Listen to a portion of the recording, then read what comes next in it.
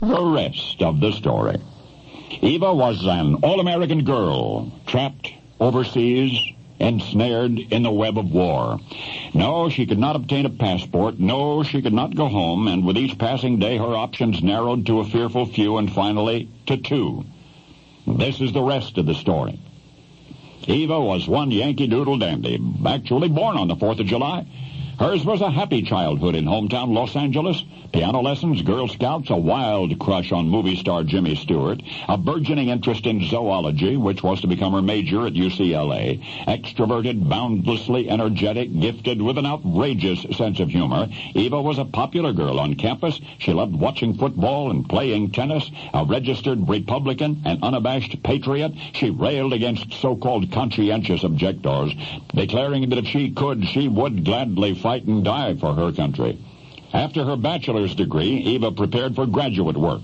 But her plans were interrupted by an illness in the family, that of an aunt who was living abroad. Eva must visit her, the family insisted. There would be no time for passports. She could procure some temporary documents and then apply for a passport overseas. Well, reluctantly, Eva complied with her family's wishes. The foreign ways were barely tolerable during her stay. The food, she said, is killing me. She wrote home that the customs were intolerable, as were the people. The special security police made her nervous. Well, finally, one morning, Eva telephoned her father. Red tape was tying up her passport, she said. She was miserably unhappy, missed everybody terribly. She said she needed to come home.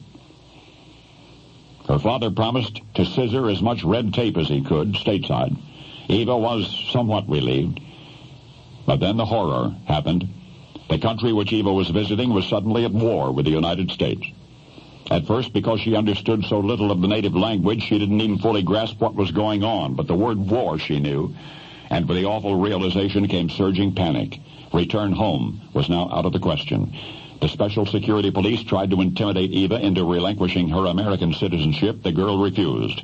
Over the next 2 weeks, she was vigorously interrogated. Still, Eva remained defiant. She hated everything about this country, she said. The United States would win the war soon, she said. Eva was permitted to stay with her aunt and uncle for the time being, but the neighbors made matters impossible. They called her a spy, a prisoner of war. Adults jeered at her and children threw stones at her, and at last she had to leave her relative's house. Now she was utterly alone, homeless and adrift in a sea of hostility. The persecution continued.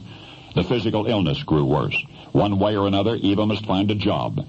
There were two that she could have, one in a munitions factory making bombs to drop on Americans, and the other, $6.60 a month, at a radio station. One day, Eva's rescuers did arrive, but by then they weren't sure what to make of her.